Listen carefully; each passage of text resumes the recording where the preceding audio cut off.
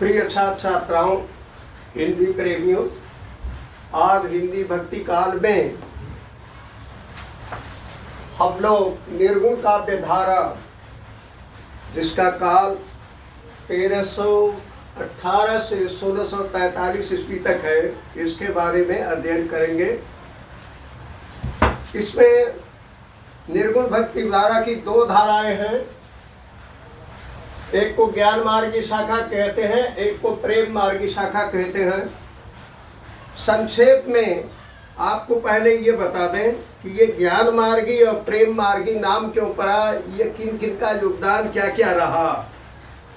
ज्ञान मार्गी शाखा के प्रतिनिधि कवि कबीर दास जी हैं, जो 1398 ईस्वी में काशी में पैदा हुए थे और 1518 ईस्वी में मगहर में इनका देहावसान हो गया था। इनके गुरु रामानंद जी थे, जिनके बारे में आपने पढ़ा होगा कि गंगा घाट पर स्नान के समय जाते समय उनका पैर जब कबीर पर पड़ा, वो राम राम कहते पीछे हट गए और कबीर उनके शिष्य बन गए।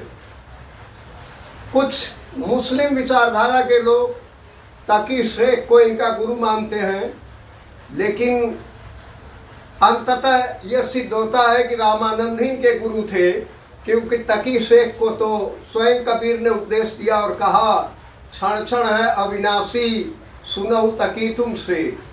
तो जिस तकी शेख को कबीर ने स्वयं उपदेश दिया हो, वो उनके शिष्य नहीं हो सकते।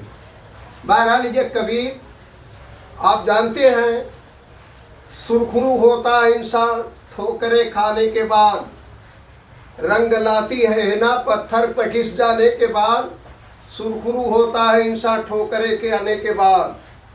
ये कबीरदास एक विधवा ब्राह्मणी से पैदा हुए। पालन पोषण नीरुनिमा नामक दुल्हा दंपत्ति के घर काशी में हुआ। बाद में इन्होंने शादी भी किया। कमाल और कमाली के पुत्र भी पैदा हुए, लेकिन कमाल राम की भक्ति को छोड़ करके दुनियादारी में लग गया। कबीर को कहना भी पड़ा, डूबा वंश कबीर का उपजा पूत कमाल।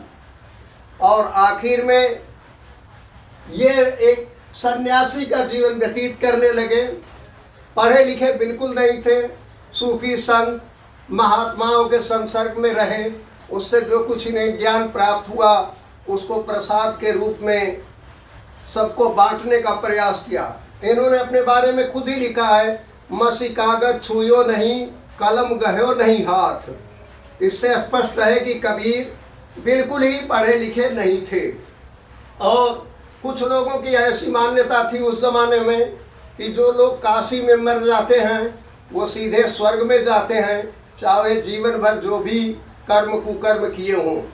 इसके विपरीत एक मान्यता थी कि जो लोग मगहर में मरते हैं, वहाँ पर मरने वाले जीवन भर जितने भी अच्छे काम किए अंततः उनके नरक भोगना पड़ेगा। काशी ने कहा, काशी का मगहर ऊसर, राम हृदय बसी मोरा, जो काशी तन तजय कबीरा, राम ही कौन निगोरा। और ये कह करके वो मगहर को चल दिए और मगहर में ही उन्होंने अपनी मृत्यु के बारे में स्वयं लिखा है। संबत, ये जो है ईस्वी है, इसमें 75-57 साल जोड़ देंगे तो ईस्वी हो जाएगा, ये संबत हो जाएगा। उन्होंने लिखा, संबत 1575 किए मगहर को गौर, माघ सुदी एकादशी रहो पवन में पौन। यानी माघ सुदी एकादशी में संबत 1575 में ये गोलोकवासी हो गए। चूंकि ये पढ़े लिखे नहीं थे, प्रश्न उठता है, ये बीजक जो इनकी एकमात्र रचना है, जिसको आचार्य राम शुक ने कबीर ग्रंथावली नाम दिया, ये ग्रंथ कैसे तैयार हुआ। इनके शिष्यों में बहुत पढ़े लिखे सुशिक्षित लोग भी थे। कबीर के मुख से जो अद्भुत वाणी, रहस्यमय वाणी, ईश्वर की प्रेरित से वाणी निकलती थी, उसको वो लिख लेते थे और उनका संग्रह धीरे धीरे वो कबीर बीजक के नाम से मशहूर हुआ। इस कबीर बीजक में 3 पार्ट हैं, साखी, सबद, रामायणी। साखी का तत्सम रूप होता है साक्षी, यानी कबीर ने गवाही दिया, स्पष्ट रूप से देखा कि दुनिया में क्या हो रहा है, दुनिया के लोग कैसे हैं, क्या कर रहे हैं और किस तरह से जीवन बिता रहे हैं, कितना अंधविश्वास और कुडम्बर आडम्बरी में बीता हुआ है। उसको लेकर के उन्होंने साखी में अपना सब बताया। शब्द में पद हैं जो उन्होंने अनुभव किया। संतों भाई आई ज्ञान की आंधी रे, कि संतों ज्ञान की जब आंधी आती है, जैसे आंधी आती है कमज़ोर छप्पर को उड़ा ले जाती है और मजबूत घर ही टिकते हैं, उसी तरह से जब ज्ञान की आंधी आती है तो बड़े बड़े लोगों को भ्रम को तोड़ देती है। उसके बाद रामायणी में गेय पद हैं जिनको भक्त जो हैं वह सस्वर गान करते हैं उसका। इनके भाषा संत काल के जितने कवि हैं, ज्ञान मार्गी जितने कवि हैं, वो चूंकि पढ़े लिखे लगभग नहीं थे, इसलिए उनकी कोई अपनी भाषा नहीं है। समाज की जो भाषा थी वो उनकी भाषा थी।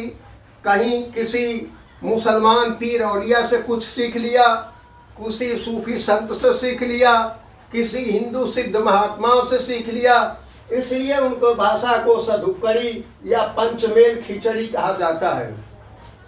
चूंकि भक्ति काल के कोई भी कवि हों, उनका काम काव्य सौंदर्य पर बल नहीं था, फिर भी रस में श्रृंगार और शांत रसी देखने को मिलता है। और इनका मूल मंत्र ज्ञान मार्ग शाखा के कवियों का था ज्ञान से ईश्वर की प्राप्ति, कि ईश्वर को अगर प्राप्त करना है तो पहले ज्ञान प्राप्त करना होगा, क्योंकि अज्ञानी व्यक्ति कुछ जान नहीं सकता, वो ढकोसले में, आडंबर में, वाहियाचार में फंस सकता है। उन्होंने समाज के बहुत सारे लोगों की आलोचना अनेक प्रकार से की। उन्होंने कहा बकरी पाती खात है, ताकी पाड़ी काढ़ी खार, जेनर बकरी खात है, ताको कौन हवाल। इस तरह से कबीर ने बहुत कस के लोगों की धज्जियां उड़ाई और कहा कि भाई ज्ञान प्राप्त करो, ध्यान लगाओ, इबादत करो, पूजा पद्धति की सच्चे रूप को अपनाओ, फिर ईश्वर की प्राप्ति होगी।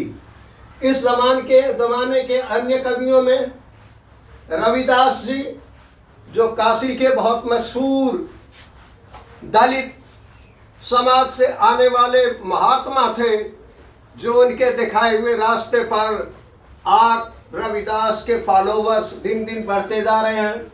दादू, नामदेव, नानक, ये नानक गुरुदेव, नानक गुरु नानक जी नहीं है बल्कि नानक एक सिद्ध कवि थे। और एक है मलूक दास।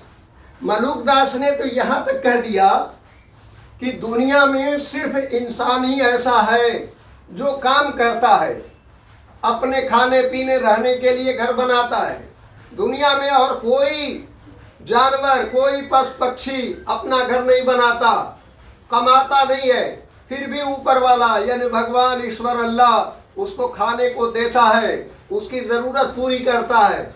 लेकिन ये मनुष्य ऐसा है कि सब कुछ ईश्वर द्वारा देने के बाद भी ईश्वर का शुक्र अदा नहीं करता, उसके प्रति कृतज्ञता ज्ञापित नहीं करता। उन्होंने यहाँ तक कह दिया, अजगर करे न चाकरी, पंछी करे न काम, दास मलूका कह गए सबके दाता राम। भगवान तो, राम तो, अल्लाह तो सबके हैं, सबको देते हैं, लेकिन अजगर इतना बड़ा, वो कभी कोई नौकरी नहीं करता, कोई काम नहीं करता, कोई ऑफिस अटेंड नहीं करता, उसका भी पेट भर जाता है। पक्षी इतने आकाश में उड़ते रहते हैं, विचरण करते हैं, उनका भी पेट भर जाता। सिर्फ मनुष्य ही अपने ज़रूरत के लिए सारे कुकर्म करता है। इस तरह से ये ज्ञान मार्गी शाखा का एक संक्षिप्त परिचय आपके सामने रखा हमने। अब आइए प्रेम मार्गी शाखा में। इसमें है प्रेम मार्गी शाखा, यानी इस शाखा के जितने कवि थे वो सूफी कहलाते थे और ज़्यादातर ये मुसलमान थे। इनके जो सबसे प्रसिद्ध कवि या प्रतिनिधि कवि मलिक मोहम्मद जायसी है, जो 1492 ईस्वी में उत्तर प्रदेश के गाजीपुर जनपद में पैदा हुए, लेकिन कालांतर में ये अमेठी के जायस नामक स्थान पर चले गए, वहीं पर रहने लगे, इसलिए इनका नाम जायसी पड़ गया, जायस के स्थान पर ही। और इन्होंने अवधी भाषा का प्रयोग किया, यानी सूफी संतों की जो भाषा है वो अवधी है। और इसमें उन्होंने पद्मावत नाम का एक महाकाव्य लिखा। इस पद्मावत में देखिए कैसे एक मुस्लिम संत होते हुए भी हिंदू समाज में जो कथानक है, जो लोक कथाएं हैं, जो प्रसिद्धि है, उसका वर्णन इन्होंने किया है।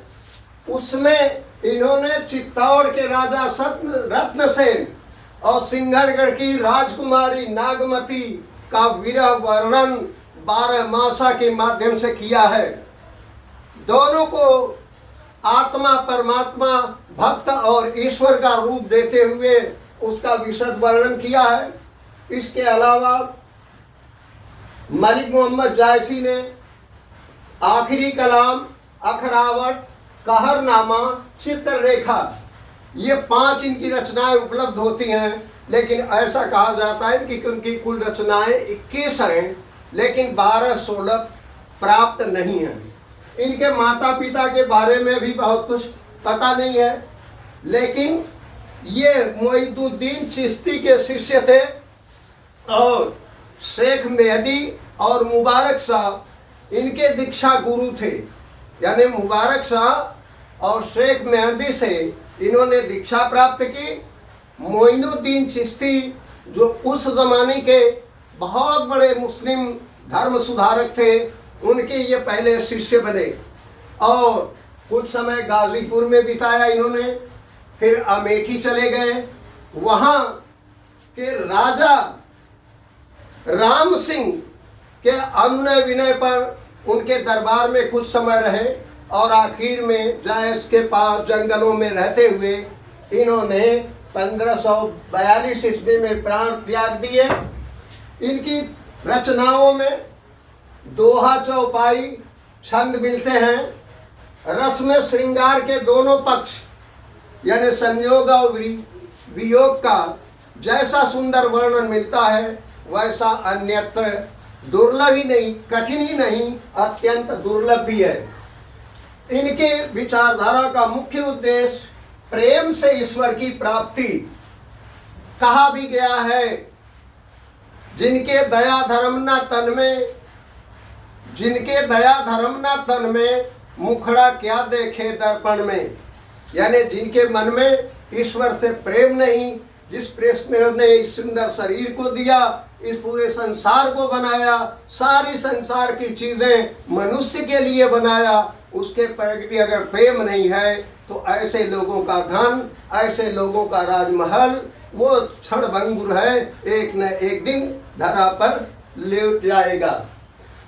उसके साथ इस समय के अन्य कवियों में कुतुबन, जिन्होंने मृगावती ग्रंथ की रचना की, मंझन मधुमालती लिखा इन्होंने, उस्मान ने चित्रावली लिखा, दाऊद ने चंद्रायन लिखा। अब यहाँ पर एक बात आकर के पड़ती है कि इसमें आपको पूछा जाता है कभी कभी, ज्ञान मार्गी शाखा की विशेषताएं बताइए, प्रेम मार्गी शाखा की विशेषताएं बताइए, राम भक्ति शाखा की विशेषताएं बताइए, कृष्ण भक्ति शाखा की विशेषताएं बताइए, भक्ति काल की विशेषताएं बताइए। आपको एक बार ताज़ा करा दें, भक्ति काल की विशेषताएं हमने बताया था। भक्ति काल की ही विशेषताएं आप इनमें ज्ञान मार्गी, प्रेम मार्गी में भी लिख सकते हैं। बस ये लिख दीजिए, ज्ञान मार्गी शाखा की विशेषताओं में उनमें से एक विशेषता डाल दीजिए, ज्ञान से ईश्वर की प्राप्ति पर बल, और इसमें डाल दीजिए प्रेम द्वारा ईश्वर की प्राप्ति पर बल। और इन्होंने कहा है इसमें दोनों के अंदर, दोनों ज्ञान मार्गी शाखा हो या प्रेम मार्गी शाखा हो, इन दोनों लोगों ने एक ही बात कही है।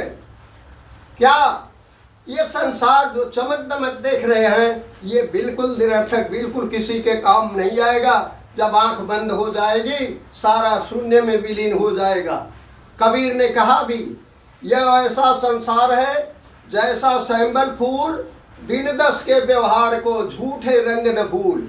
संसार की चमक दमक, इसकी प्रतिष्ठा में अपने आप को भुला न देना लोगों। दूसरी विशेषता दोनों के रहस्यवाद। ये रहस्यवाद क्या है? हाँ, क्षण क्षण में, कण कण में, रोम रोम में हमारे ईश्वर का व्याप्त है, ईश्वर व्याप्त है। ये है रहस्यवाद। ईश्वर की सत्ता को सार्वभौमिक समझना।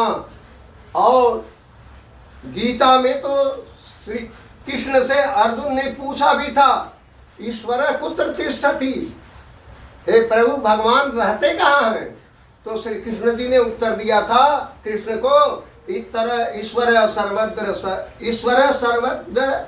सर्वदा तिष्ठति। ईश्वर तो सर्वत्र सर्वदा तिष्ठति, हर जगह हर समय रहता है।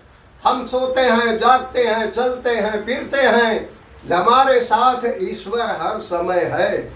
इस तरह से एक शार्ट आपको बताया जो छोटे क्लास के बच्चों से लेकर के अच्छे अच्छे कंपटीशन तक में इसमें पूछे जाते हैं। इस काल की विशेषताएं, इस काल के कवि, इस काल की दार्शनिकता, इसका रहस्यवाद, इसकी मूल भावना, इसकी आत्मा और इसकी विशेषताएं।